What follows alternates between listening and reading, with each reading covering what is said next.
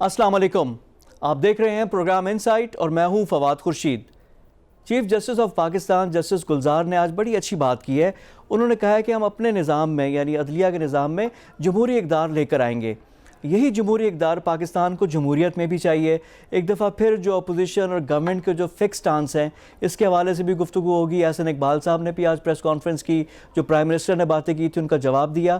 आज के इनसाइट में हमें ज्वाइन करेंगे एहसन इकबाल साहब, उनसे भी हम गुफ्तगू करेंगे। सेक्रेटरी जनरल है पाकिस्तान मुस्लिम लीग नवाज़ के, सीनियर सियासतदान है। साथ ही साथ कुछ सिंध की हुकूमत की भी बात करेंगे। अपोजिशन लीडर हमें ज्वाइन करेंगे, सिंध के और PTI के रहनुमा भी हैं फिरदौस शमीम नकवी, उनसे भी गुफ्तगू करेंगे कि अगर इस्तीफ़े देती है पीपल्स पार्टी तो सिंध में क्या होगा, और लोकल गवर्नमेंट बल्दियाती इंतखाबात सिंध में वहाँ पे क्या सूरत हाल है।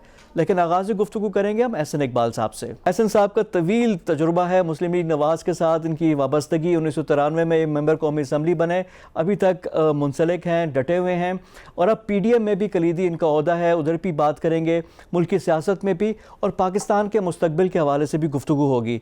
CPEC का भी जिक्र करेंगे। एहसन इकबाल साहब की जो लास्ट टेन्योर था उसमें CPEC के हवाले से बड़ी डेवलपमेंट हुई थी, वो मामला कहाँ तक पहुँचे उस पर भी बात होगी।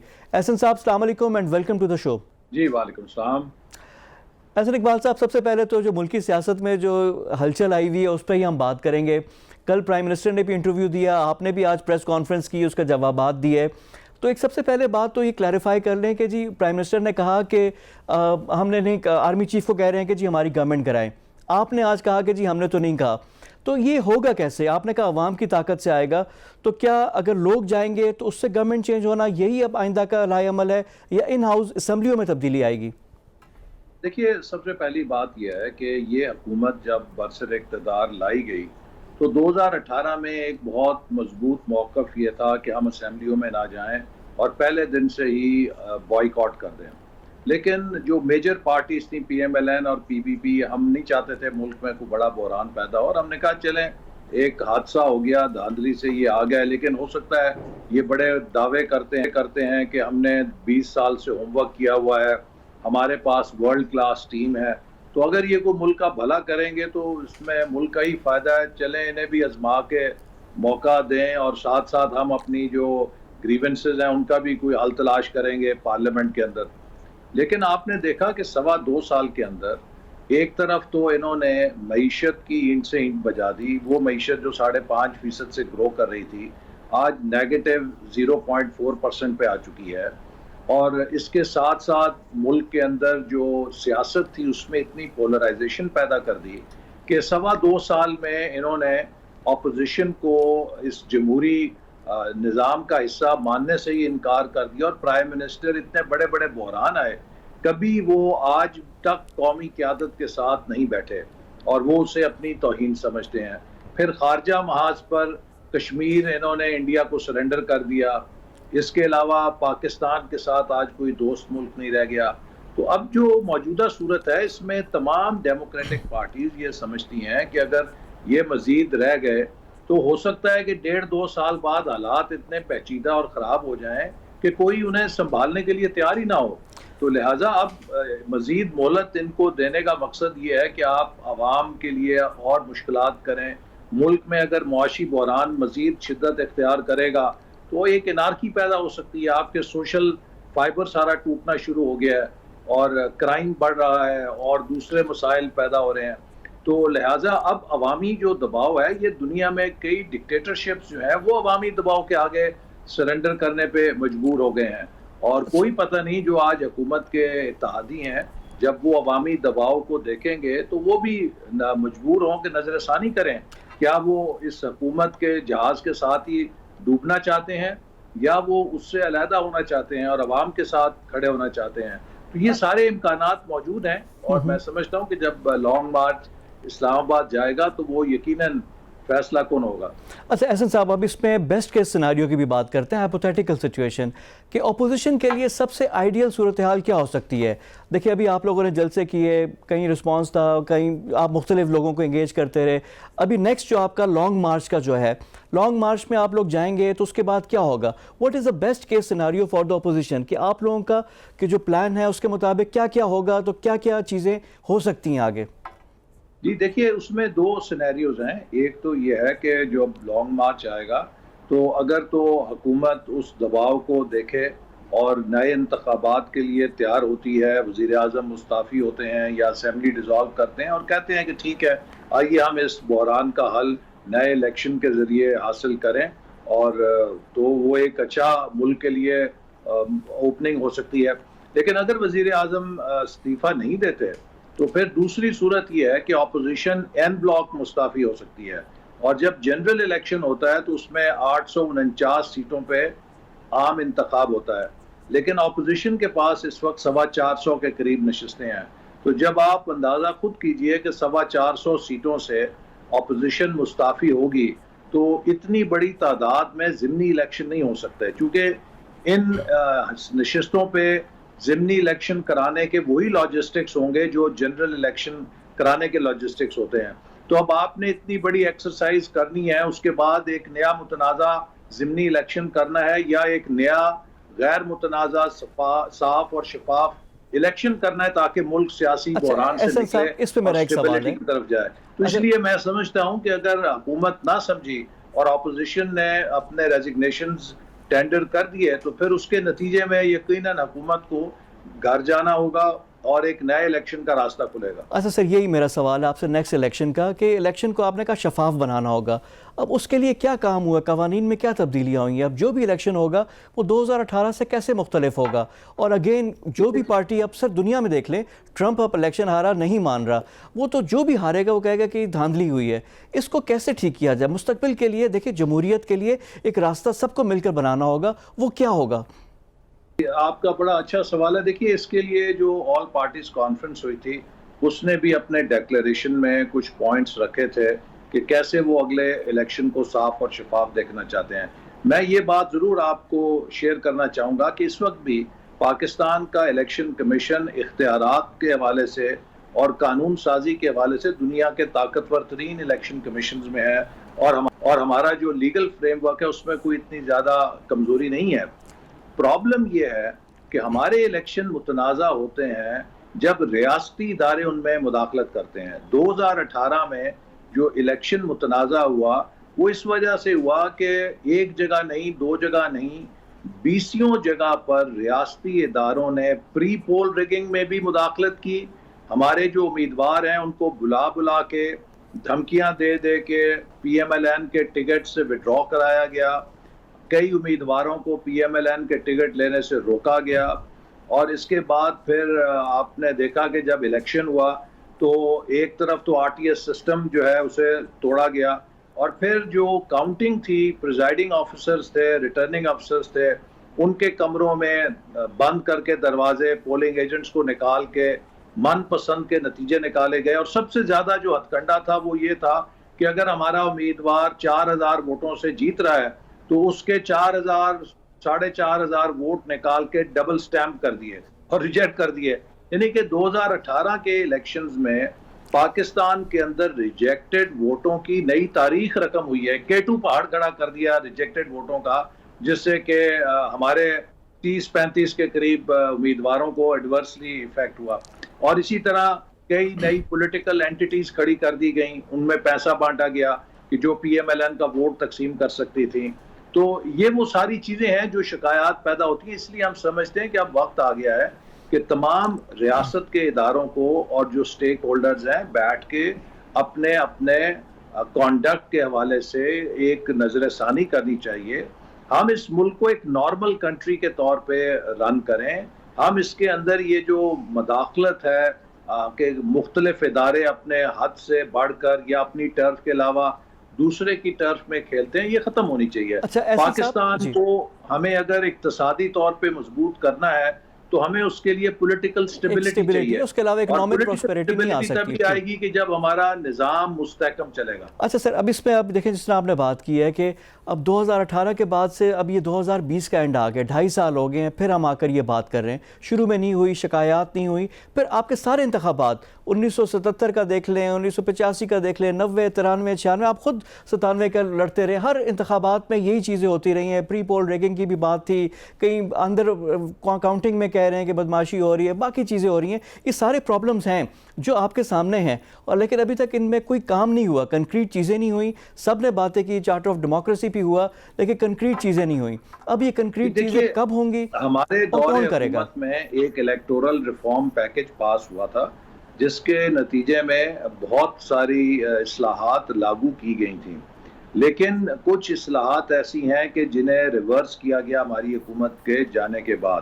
اور میں سمجھتا ہوں کہ جیسے آپ کو پہلے میں نے کہا کہ ہمارے قانون میں کوئی اتنا سکم نہیں ہے, اس کی امپلیمنٹیشن میں سکم ہے کہ امپلیمنٹ نہیں ہوتا, اور اس کی وجہ یہ ہے کہ بعض ہمارے جو ریاستی ادارے ہیں وہ انتخابی عمل میں مداخلت کرتے ہیں. یہ سلسلہ ختم ہونا چاہیے, اور یہ کرنے کے لیے ایک ملٹی سٹیک ہولڈر ڈائیلاگ ہو سکتا ہے, لیکن اس کے لیے شرط یہ ہے کہ پہلے عمران خان صاحب ریزائن کریں, ان کی حکومت جائے, اور پھر نئے الیکشن سے پہلے ایک نیشنل کنسنسس کے ساتھ ایک کوڈ آف کانڈکٹ بنے جس کے تحت وہ انتخابات ہوں, تاکہ اس کے نتائج کو سب مانیں اور ملک میں ایک استحکام آئے, بجائے یہ کہ ایک جو سائیکل چل رہا ہے ہمارے ملک کے اندر سیاسی عدم استحکام کا اور سیاسی بے یقینی کا, اسے ہمیں ختم کرنا چاہیے. اچھا احسن صاحب, آن دا فلپ سائڈ دیکھیں کہ ان کا وہی ہے کہ جی ہم تو الیکشن جیت کر آئے ہوئے ہیں, ہم کیوں ریزائن کریں, اپوزیشن کہے گی تو کون سا ہوگا, اور یہ ریورس کر لیں سچویشن.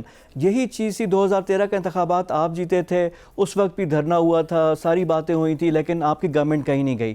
اب یہ گورنمنٹ اگر نہیں جاتی تو اپوزیشن کو کتنا بڑا نقصان ہوگا, اور اس کے لیے کیا کاؤنٹر پلاننگ ہے آپ لوگوں کے لیے کہ کس طرح آپ لوگوں نے سروائیو کرنا ہے؟ ایک بڑی کامیابی آپ کی جماعت کی, آپ سیکرٹری جنرل بھی ہیں, کہا یہ جا رہا تھا کہ مسلم لیگ نواز مختلف حصوں میں بڑھ جائے گی, لیکن وہ جماعت موسٹلی انٹیکٹ ہے, یہ کامیابی ہے. لیکن آگے کے لیے اگر خدا نخواستہ آپ لوگوں کی جو آپ کی پلاننگ ہے نہیں ہوتی, تو پھر کیا آپ لوگوں کی اسٹریٹجی ہوگی؟ جی دیکھیے, پہلی چیز تو یہ ہے کہ جو پی ٹی آئی کا دھرنا تھا وہ عوامی تائید پہ نہیں تھا, وہ کچھ خفیہ قوتوں کے اشارے کے اوپر تھا, لہٰذا کبھی بھی اس کے پشت کے اوپر ایک براڈ بیسڈ عوامی موبلائزیشن یا سپورٹ نہیں تھی. دوسری طرف جو حکومت تھی وہ ایک پرفارمنگ حکومت تھی, اور اسی وجہ سے لوگ اس دھرنے کے ساتھ نہیں تھے. وہ کہتے تھے کہ بھی اس حکومت کو موقع ملنا چاہیے, یہ سب صحیح کام کر رہی ہے تو اس کو چلنے دو.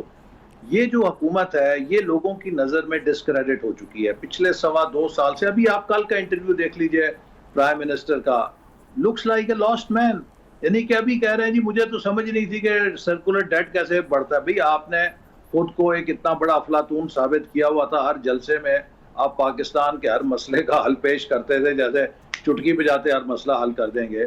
آج آپ ہمیں 2-2.5 سال کے بعد ناکام ہو کے یہ بتا رہے ہیں کہ مجھے یہ بھی نہیں پتا تھا, مجھے یہ بھی نہیں پتا تھا. اور میں اکثر لوگوں کو یہ کہتا تھا کہ اناڑی شخص کو آپ گاڑی کی چابی دیں گے تو وہ ایکسیڈنٹ ہی کرے گا. آپ اپنی جو گاڑی ہے کبھی اس پہ ایک اناڑی شخص کو ڈرائیونگ سیٹ پہ نہیں بٹھاتے, کیونکہ گاڑی چلانے کے لیے تجربہ چاہیے. ایک ایسا شخص جس نے کبھی یونین کاؤنسل تک نہیں چلائی تھی, اسے ہم نے پاکستان کی وزارت عظمیٰ کی سیٹ پہ بٹھا دیا ہے, اور اب وہ روزانہ ایک نیا ایکسیڈنٹ کر دیتے ہیں. تو اس لیے اس حکومت کا اور اس حکومت کا موازنہ نہیں کیا جا سکتا. وہ ایک پرفارمنگ حکومت تھی, یہ ایک فیلنگ حکومت ہے جس کو لوگوں نے مسترد کر دیا ہے, اور اس کے خلاف عوام کا غیظ و غضب اور ایک عوام کی طاقت ہے جس کے ساتھ ہم اس حکومت سے استعفیٰ لینے آئیں گے. اچھا احسن صاحب, یہ آپ کا موقف ہے. اب میں آپ سے کچھ سوالات کروں گا جس کا مختصراً جواب چاہیے, پھر میں تھوڑا سا انٹرنیشنل اور سی پیک کے حوالے سے بھی آپ سے گفتگو کرنا چاہوں گا. لیکن مختصراً جواب کہ جو استعفوں والا معاملہ ہے وہ کیا بیک فائر ہو رہا ہے, کیا مسلم لیگ نواز میں مختلف دھڑے آ جائیں گے, کتنے چانسز ہیں اس چیز کے؟ نہیں, بالکل کوئی دھڑے نہیں آئیں گے, سب کے استعفے آئیں گے اور پارٹی متحد ہے. اچھا, دوسرا یہ ہے کہ پاکستان پیپلز پارٹی نے آؤٹ وٹ کر دیا پی ایم ایل این کو کہ استعفوں میں بھی وہ لیڈ لے گئے, جس طرح آپ لوگوں نے کیا اسٹیبلشمنٹ کو نام لیے, وہاں بھی وہ نکل کر انہوں نے اپنی راہ ہموار کر دی ہے. They are getting more out of it than پی ایم ایل این. نہیں, ایسی کوئی بات نہیں ہے. اگر آپ نے ان کے چیئرمین کی پریس ٹاک سنی ہو تو وہ ایکولی کمیٹڈ ہیں پی ٹی ایم کے بیانیے کے ساتھ. اور میں آپ کو یہ بات بتانا چاہتا ہوں کہ جو اس وقت پی ڈی ایم کا مشترکہ موقف ہے اور جو عوام کے اندر اس کی پذیرائی ہے, ہمارے سمیت کوئی پارٹی افورڈ نہیں کر سکتی کہ اس پی ڈی ایم کی کشتی سے وہ چھلانگ مارے. اب سب کی اور قوم کی فلاح یہی ہے کہ ہم اس پی ڈی ایم کی کشتی کو منزل تک پہنچائیں۔ اچھا، اب نیکسٹ سوال ہے مریم نواز کے حوالے سے۔ مریم نواز جو حالیہ جو آپ کا اس میں شی ہیز ایمرجڈ، ان کی ایمرجنس ہوئی ہے، بہت بڑا جو پلس ہے پی ایم ایل این کے لیے وہ ان کا ہے کہ کراؤڈ کو اٹریکٹ کرنا، پل کرنا، یہ جو ہے اس میں آپ کے خیال میں ور یو سرپرائز یا یہ آپ کی ایکسپیکٹیشن کے مطابق تھا؟ نہیں، بالکل یہ توقع کے مطابق تھا، چونکہ مریم نواز صاحبہ کے لیے وہ سارے فیکٹرز ہیں جو بے نظیر بھٹو صاحبہ کے لیے تھے۔ سب سے پہلی احسن چیز صاحب، یہ ان کی اسٹرینتھ کہ کیا ہے؟ ان مریم کے نواز کی اسٹرینتھ کیا ہے؟ جی نہیں، دیکھیے نا، ان کی اسٹرینتھ سب سے بڑی، جیسے میں نے آپ کو کہا نا، محترمہ بے نظیر بھٹو کا جو رائز تھا، پہلا ان کا یہ تھا کہ ان کے والد کے ساتھ زیادتی ہوئی تھی، دوسرا یہ تھا کہ وہ ایک خاتون تھیں، تیسرا یہ تھا کہ انہوں نے بہت بہادری کے ساتھ اسٹیبلشمنٹ کو اور سٹیٹس کو چیلنج کیا تھا۔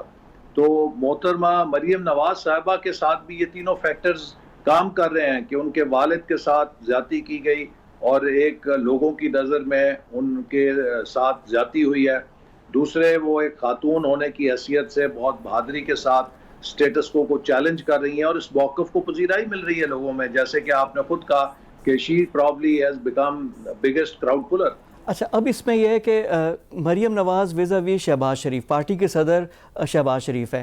دیکھیں، نواز شریف پہ کوئی بات نہیں کرتے کیونکہ سپریم آپ کی مسلم لیگ نواز کے لیڈر ہیں، نو ون ٹاکس اباؤٹ اٹ، لیکن اب شہباز اور مریم میں اب ہمیشہ لوگ بھی بات کرتے ہیں، کچھ آپ کے جو پرانے دوست تھے شیخ رشید تھے وہ بھی میم اور شین کی بات کرتے تھے، تو یہ پاور بیلنس کیسے ہوگا جب ایمرجنس ہو رہی ہے مریم کی؟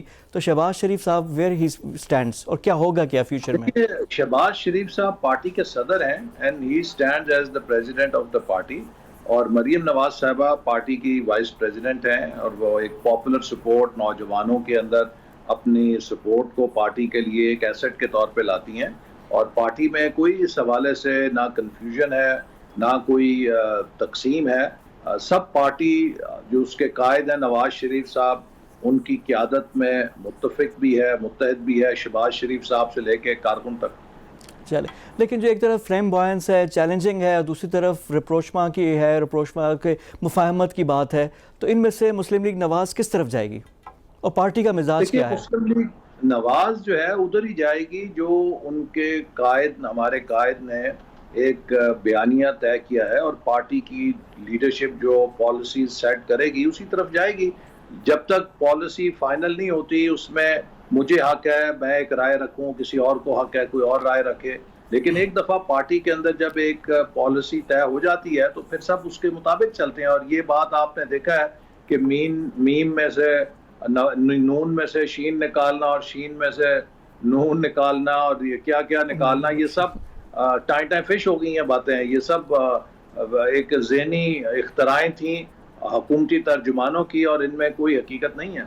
اچھا، اب اسی سے آ جائیں کہ سینٹ کے سوال پہ، کہ سینٹ کو اس طرح چھوڑ دینا اور میدان سے نکل جانا، کیا یہ صحیح اسٹریٹجی ہوگی اپوزیشن کی؟ دیکھیے، اس کے بارے میں جو بھی حتمی فیصلہ ہے وہ پی ڈی ایم کی لیڈرشپ کرے گی، اور ساری چیزوں کو دیکھ کر اور پہلوؤں کو اور اپنے قانونی ماہرین سے مشورہ کر کے پھر پی ڈی ایم کی قیادت اس پر کوئی حتمی فیصلہ کرے گی۔ اچھا احسن صاحب، اب تھوڑا سا انٹرنیشنل اور بڑے اہم، کیونکہ پاکستان جس طرح کے مسائل میں گھرا ہوا ہے، جو انٹرنیشنل چیزیں ہو رہی ہیں، اب یہ اسرائیل والا سوال بڑا اٹھ کر آ رہا ہے۔ ابھی یہی بات بھی ہو رہی تھی کہ آپ کے دور حکومت میں بھی وفد گئے، ملاقاتیں ہوئیں، ایک تو ذرا اس پہ بھی، اور مسلم لیگ نواز کا اسرائیل کے حوالے سے کیا موقف ہے؟ دیکھیے، پاکستان مسلم لیگ نون کا موقف بہت واضح ہے اور ہم اسے ڈکلیئر کر چکے ہیں کہ جب تک فلسطین کا مسئلہ حل نہیں ہوتا پاکستان کے اسرائیل کو تسلیم کرنے کا سوال پیدا نہیں ہوتا۔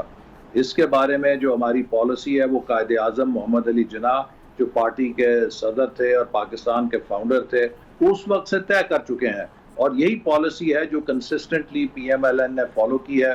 اگر ہم فلسطین کے مسلمانوں کے ساتھ بے انصافی کریں گے اور بے اصولی کریں گے تو کل کو پھر اسی ٹوکن سے ہم کشمیر کے لوگوں کو بھی کیسے سپورٹ کر سکیں گے؟ تو جس طرح ہم کشمیر کے ساتھ اپنے موقف کا اعادہ کرتے ہیں اسی طرح ضروری ہے کہ ہم فلسطین کے ساتھ بھی اس موقف کو جو قائد اعظم کے زمانے سے چل رہا ہے اسے اپنے سامنے رکھیں۔ لہٰذا پہلے کشمیر اور فلسطین کا حل ہونا چاہیے، اس کے بعد پھر کسی کی ریکگنیشن کی بات ہوگی۔ اور اب سب سے امپورٹنٹ چیز سی پیک کے حوالے سے میں کروں گا. پاکستان کی چین کے ساتھ ایک اسٹریٹجک لیول جو مستقبل بھی ہے وہ بھی ہے. سی پیک آپ نے بھی لیڈ کیا, بڑا اس میں کام بھی ہم نے دیکھا, ڈیولپمنٹ بھی دیکھی. سی پیک از اے ریالٹی جو ہونا چاہیے. اب اس سلسلے میں مزید کیا کیا ہمیں کرنے کی ضرورت ہے, کون سی ایسی چیزیں جس پہ بہت زیادہ فوکس ہم کریں؟ دیکھیے جو سی پیک انفارچونیٹلی حکومت کی تبدیلی کے ساتھ ہی ایک نیوٹرل گیئر میں آ گیا ہے, اور جو مومنٹم بنا تھا وہ ٹوٹ گیا ہے. اس کی دو وجوہات ہیں. پہلی وجہ تو یہ ہے کہ اس حکومت کو پتہ ہی نہیں تھا سی پیک کیا ہے, اور یہ اس کے خلاف جب اپوزیشن میں تھے تو بولتے رہے, اور جب حکومت میں بھی آئے تو انہوں نے سی پیک کو متنازع بنانے کی کوشش کی. کبھی اس کے منصوبوں پر کرپشن کا الزام لگاتے تھے, کبھی کوئی اور الزام لگاتے تھے. تو انہوں نے سال ڈیڑھ تو ویسے ہی ضائع کر دیا. اس کے بعد پھر انہوں نے پاکستان کی معیشت کو اتنا تباہ کر دیا کہ ہمارا ڈیولپمنٹ بجٹ بھی 50% کٹ ہو چکا ہے. لہٰذا یہ جو سی پیک کے جاری منصوبے تھے انہیں بھی فنڈنگ نہیں دے سکے, جس سے وہ سست ہو گئے. ہمارا سی پیک میں 2020 تک انفراسٹرکچر کا فیز تھا, اور 2020 سے 2025 انڈسٹریل کوآپریشن کا فیز تھا. اب اس وقت تک ہمیں جو 9 اکنامک زون تھے ہمارے, ان کا انفراسٹرکچر مکمل کر لینا چاہیے تھا. اگر ہمارا انفراسٹرکچر مکمل ہوتا تو ہم 2020 اور 25 کے درمیان چائنا سے اربوں ڈالر کی سرمایہ کاری جو ری لوکیٹ ہو رہی ہے ان کی انڈسٹری وہ لا سکتے تھے. وہ ہم نے موقع ضائع کر دیا چونکہ حکومت انفراسٹرکچر ان اکنامک زونز کا تیار نہیں کر سکی. اور دوسرے نمبر پہ جو پاکستان کی معیشت کا میکرو اکنامک ڈھانچہ تھا اس کو بھی انہوں نے تباہ کر دیا, کیونکہ جو انڈسٹریل انویسٹمنٹ ہے وہ چائنا کی حکومت نے نہیں کرنی, وہ چائنا کے پرائیویٹ سیکٹر نے کرنی ہے.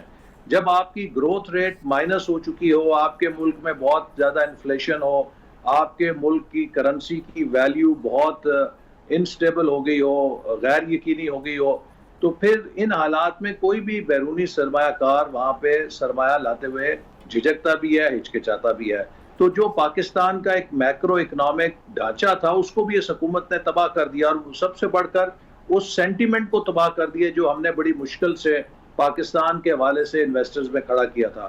تو اب اس وقت نتیجہ یہ ہے کہ ہم اس چائنیز پرائیویٹ انویسٹمنٹ کو بھی کھو بیٹھے ہیں جو پاکستان کی طرف مائل تھی آنے کے لیے.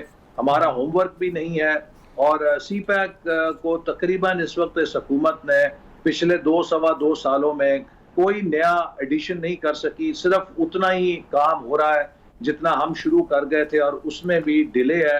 جو منصوبے 2018 میں مکمل ہو جانے تھے وہ ابھی تک نامکمل ہے. احسن صاحب یہ بڑی امپورٹنٹ بات ہے آپ کر رہے ہیں, اور میں جو چاہوں گا کہ ہم سی پیک کے حوالے سے آپ سے ایک پورا علیحدہ پروگرام کریں گے جس میں ایک ایک چیز کو ہم لوگ ڈسکس بھی کریں گے. جو مائل سٹون ہے یہ قوم کی امانت ہے, قوم کو پتہ ہونا چاہیے, کیونکہ پریشر جب تک نہیں آئے گا یہ پاکستان کا فیوچر ہے, سروائیول ہے.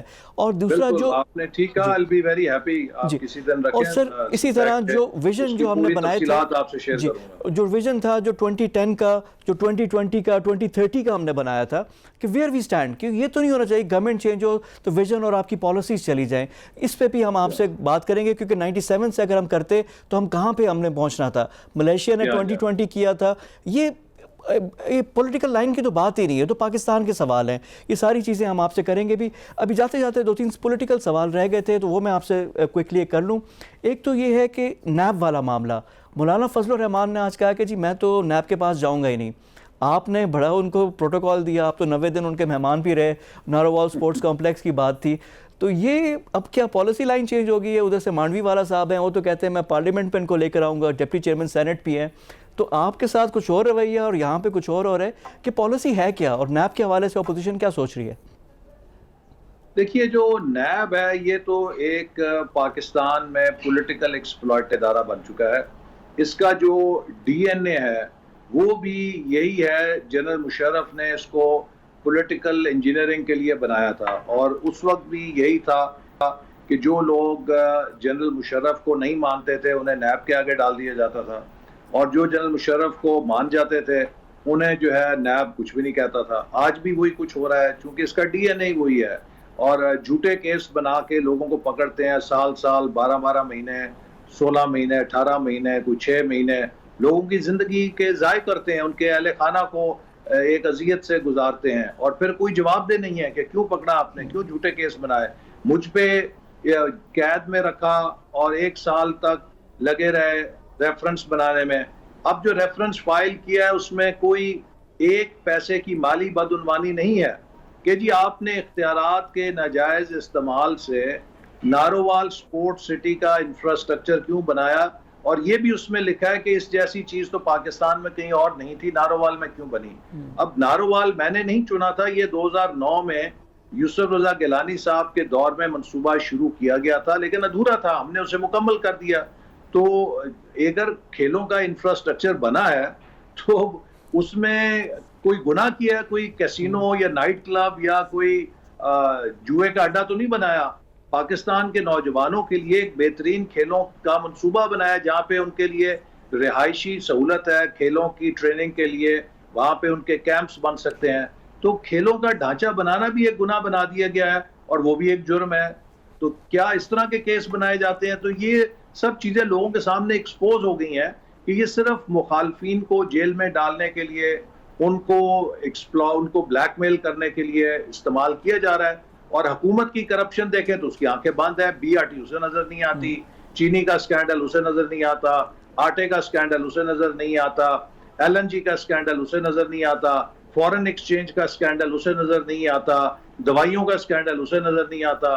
تو یہ حکومت کے دوران جتنی کرپشن ہوئی ہے اس پر تو نیب آنکھیں بند کی ہوئی ہیں, پٹیاں ڈالی ہوئی ہیں, اور سپریم کورٹ یہ بات کہہ چکی ہے اپنے فیصلوں میں کہ یہ صرف ون سائیڈڈ احتساب کر رہے ہیں اور پولیٹیکل انجینئرنگ کر رہے ہیں. تو اب سپریم کورٹ نے جب یہ سب کچھ کہہ دیا تو ہمارے موقف کی بھی تصدیق ہو گئی, اور اس سے بڑھ کر اب ہم کیا کہہ سکتے ہیں. چلیں, بہت شکریہ آپ کے ہمارے ساتھ موجود تھے احسن اقبال صاحب, ان سے ہماری گفتگو ہو رہی تھی. مختلف امور پہ انہوں نے بات کی اور جو پاکستان کے لیے جو آگے بڑھنے کے جو لائے عمل ہے, جو راستے ہیں, وہ بھی انہوں نے بتایا. پروگرام میں وقت ہو گیا ایک بریک کا.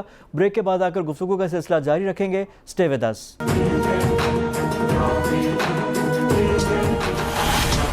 کہ وہ اپنے آپ کو ہی صرف کیوں ریزائن کرائیں. اگر میں سندھ کا چیف منسٹر ہوتا تو میں کہتا کہ میں دوبارہ اس صوبے میں الیکشن کرانا چاہتا ہوں کہ اپوزیشن بھی جائے. So there should not only be for the, اس کہ میجورٹی پھر رہتی نہیں ہے. جب میجورٹی رہتی نہیں ہے تو ہاؤس جو ہے وہ فنکشنل نہیں. اچھا نقوی صاحب, ہاتھی کے دانت کہاوت ہے, کھانے کے اور دکھانے کے اور. اب اس میں ون ون سچویشن تو نہیں بنتی نا, اس میں تو لوز لوز سچویشن ہے کہ انتخابات بھی کروانے پڑیں گے, چیزیں بھی ہوں گی. تو یہ پھر صرف کیا ہائپوتھیٹیکلی سوال رہے گا, اس میں پریکٹیکلٹی انوالو نہیں ہوگی؟ میرے خیال سے آپ کو جو ہے it is a lose win situation. Lose is for Peoples Party and it's going to be a win situation for P T I and the opposition. Sir کیسے؟ میں وجہ بتا دیتا ہوں, اس کی وجہ بتا دیتا ہوں. پہلی چیز تو یہ ہے کہ فیڈرل گورنمنٹ کہیں نہیں جا رہی. جب فیڈرل گورنمنٹ نہیں جا رہی تو بہت سارے لوگ جو ہیں وہ اس لحاظ سے ووٹ دیں گے کہ بھائی پاور میں تو اصل میں گورنمنٹ جو ہے وہ پی ٹی آئی کی ہے, تو پی ٹی آئی کی طرف آ جائیں. ایک دوسری چیز یہ ہے کہ ان کے پاس انکمبنسی فیکٹر, اب نان پرفارمنس فیکٹر, جو کہ پہلے شاید اتنا ہائی لائٹ نہیں کیا گیا تھا. جب سے ہم لوگ آئے ہیں ہم نے اس والے معاملے کو کریا گاؤں میڈیا کے اوپر سندھ گورنمنٹ کی پرفارمنس کو بہت ہائی لائٹ کیا. اچھا سر نقوی صاحب, اس پہ تو آپ لوگ بھی مقابلہ کر رہے ہیں نا, اس پہ تو فیڈرل گورنمنٹ بھی برابر کا مقابلہ کر رہی ہے سندھ گورنمنٹ کا, تو اس میں کچھ زیادہ ڈفرینس تو لوگوں کو نہیں فیل ہو رہا. عام عوام کی بات کر رہا ہوں. آپ بات کنفیوز کر رہے ہیں نا. ابھی تو ایم این ایس کے تو الیکشن کی بات ہی نہیں ہو رہی نا, ابھی تو صرف پروونشل اسمبلی کے الیکشن کی بات کر رہے ہیں. سینیریو یہ ہے کہ سندھ اسمبلی تحویل کر دی گئی ہے اور اس کے الیکشن ہو رہے ہیں. آپ ایکویژن کو چینج کر دیں گے تو اس کا جواب اس کے لحاظ سے ہو جائے گا. تو میرے لحاظ سے اس وقت صرف جو بات کر رہے ہیں وہ سندھ گورنمنٹ کے الیکشن کی ہم بات کر رہے ہیں کہ سندھ گورنمنٹ تحلیل کر دی گئی, ایم پی ایکس کے لیے الیکشن ہو رہا ہے سندھ کے اندر, فیڈرل گورنمنٹ کے اندر پی ٹی آئی موجود ہے, P P P will be the loser at that end, P T I and its allied parties would be the winner. یہ میری پریڈکشن ہے. اچھا نقوی صاحب, ایک اور چیز تھی, جب کراچی میں بڑے معاملات آ رہے تھے ہر وقت, صفائی اور گند اور پتہ نہیں کیا کچرا صفائی اور ساری چیزوں میں, تو گورنر رول کی بات ہو رہی تھی, کراچی کو ڈائریکٹ فیڈرل گورنمنٹ کے انڈر کرنے کی بات ہو رہی تھی. وہ ساری باتیں ہی تھیں, یہ ختم ہو گئی, اس پہ کیا کچھ ہو رہا ہے چیزیں؟ دیکھیں یہ چیز بڑی obvious ہے کہ شہر کراچی پاکستان کی معیشت کی ریڑھ کی ہڈی ہے اور اس کا انفراسٹرکچر بڑا تباہ حال ہے. اگر پاکستان کو ترقی کرنا ہے تو کراچی کو ترقی کرنا ہے. کراچی کو ترقی کرنے کے لیے سندھ گورنمنٹ کو سیریس بھی ہونا پڑے گا اور اپنے طریقے انداز کو بھی تبدیل کرنا پڑے گا. وی آر ویری کلوز کہ جدھر آرٹیکل 147(4) یا گورنر رول یا فائنینشیل ایمرجنسی کے لگانے کے بہت قریب ہم لوگ مینٹلی پہنچے ہوئے تھے، ایٹ لیسٹ جو ایم پی ایز ہیں سندھ اسمبلی کے اندر. ہمیں کوئی راستہ نظر نہیں آ رہا تھا، ہمیں دیوار کے ساتھ لگا دیا گیا تھا. کراچی کی تباہ حالی اور زبوں حالی میں کوئی کسر نہیں چھوڑی. اب ایسی صورتحال کے اندر بارشیں ہوتی ہیں، بارشوں میں جو اس شہر ڈوبتا ہے، این ڈی ایم اے ایکٹیویٹ ہوتی ہے، این ڈی ایم اے کے ذریعے ہم کام کرانے کی کوشش کرتے ہیں، اس کے اوپر ریزسٹنس آتی ہے. اس ریزسٹنس کے تحت جو ہے ایک کہا جاتا ہے کہ یہ ساری ریالٹیز کو ریکگنائز کیا جاتا ہے اور اس کے لیے ایک کراچی ٹرانسفارمیشن پیکج بنتا ہے. اس پیکج کے اوپر کہ every one will behave them self including the federal government, the provincial government.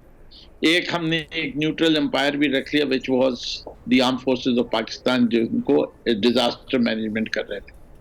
تو ود دیٹ 3 پیپل کے provincial government, federal government and the army in between یہ فیصلہ کیا کہ کراچی کو ایک منیمم یہ کام کریں. یعنی کراچی پہ سارے ون پیج پہ آ جائیں، ایک ہی پیج پہ آ جائیں، کراچی پہ ایک ہی پیج پہ آ جائیں. اس کی وجہ سے افیکٹولی کیا کچھ پروجیکٹس فیڈرل گورنمنٹ نے لے لیے اور کچھ پروجیکٹس سندھ گورنمنٹ نے لے لیے. Both of them are independent کہ اس کو ڈیلیوری کریں. اگر دونوں اپنی جگہ مقابلے میں ڈیلیوری کریں گے تو کراچی کے حالات بہتری کی طرف چل جائیں گے. اگر دونوں ایک دوسرے کے راہ میں رکاوٹیں پیدا کرتے رہیں گے تو کراچی کو فیڈرل گورنمنٹ کے رول میں لانا ناگزیر ہو جائے گا پاکستان کی خاطر. اچھا نقوی اس کے صاحب، علاوہ کچھ اچھا اب آ جاتے ہیں ایک اور چیز کی طرف. اگر یہ ریزگنیشن نہیں ہوتے، استعفے نہیں ہوتے، تو سینٹ کے انتخابات آ رہے ہیں. شو آف ہینڈز اور نو شو آف ہینڈز انتخابات تو ہونے ہیں. اب جو آئین کے مروجہ طریقہ ہے اس سے ہوں گے، سیکرٹ بیلٹ سے ہوں گے. اب آپ لوگوں کے اوپر بھی ایک ذمہ داری آ رہی ہے. جو وزیر خزانہ صاحب ہیں وہ پہلے مشیر خزانہ تھے، اب وزیر خزانہ بن گئے. اب ان کو الیکٹ کروانا ہے. اب وہ کسی جگہ سے الیکشن تو لڑنے سے رہے. اب ایک راہ جو نکلتی ہے وہ سینٹ کا ہے. پچھلے بھی اسحاق ڈار صاحب بھی ہمارے سینیٹر تھے، وزیر خزانہ تھے. مفتاح اسماعیل صاحب بھی اب آئے بعد میں دوسرے راستے سے. اب جو ابھی موجودہ آپ کے وزیر خزانہ ہوں گے ان کو سندھ اسمبلی نے سینیٹر منتخب کرنا ہوگا. یہ کتنا آسان یا کتنا مشکل ہے آپ لوگوں کے لیے؟ یہ اتنا ہی آسان ہے اور بہت بھی مشکل بھی ہے. اتنا آسان اس لحاظ سے کہ ان کو پہلے پاکستان تحریک انصاف جوائن کرنی پڑے گی. پاکستان تحریک انصاف جوائن کریں گے تو انشاءاللہ ہم یہ دیکھتے ہوئے جو کینڈیڈیٹس ٹیکنوکریٹس کی سیٹ پہ اگر وہ ہمارے سب سے لائق کینڈیڈیٹ ہوں گے، خان صاحب نے کہا ہے کہ وہ میرٹ پہ فیصلہ کرتے ہیں، تو ہم سمجھتے ہیں میرٹ پہ فیصلہ ہوگا. میرٹ کے لحاظ سے وہ اگر ان کو پارٹی کا ٹکٹ ملتا ہے تو ہم ان کو ووٹ کریں گے.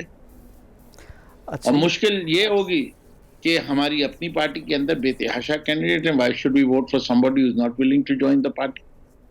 So he has to decide first, because we would like to vote for people who are PTI people.